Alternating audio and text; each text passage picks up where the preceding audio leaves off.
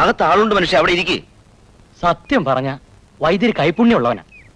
കഴിഞ്ഞ 3 വർഷമായി എന്റെ മനസ്സിലെ വിഷമങ്ങൾ മാറ്റിത്തരുന്നത് വൈദ്യരുടെ മരുന്നാ. അവിടെ ഇരിക്കണം. വായ തുറക്കൂ. വായ തുറക്കൂ. അടച്ചു. വേദനയുണ്ടോ? ഇവിടെയുണ്ടോ? യോ അമ്മേ, ഇവിടെയാ ഉള്ളത്. പോയി. ആര്? കരള് പോയി. അയ്യോ. ഒരു കാര്യം ചെയ്യ്, ഇനി ഈ മരുന്ന് വളരെ കുറച്ച് കഴിച്ചാ മതി കേട്ടോ. കുപ്പിയുണ്ടോ? ഇല്ല, ഇവിടെ വെച്ച് കുടിച്ചോട്ട് പോവാ. അപ്പോഴേ ഇവിടെ വെച്ചുള്ള കുടിയൊക്കെ നിർത്തണം. അവനവൻ കുപ്പി കൊണ്ടുവരണം കേട്ടോ. ഇതൊരൊറ്റ വരിക്ക് അങ്ങോട്ട് പിടിച്ചാട്ടെ. ആ,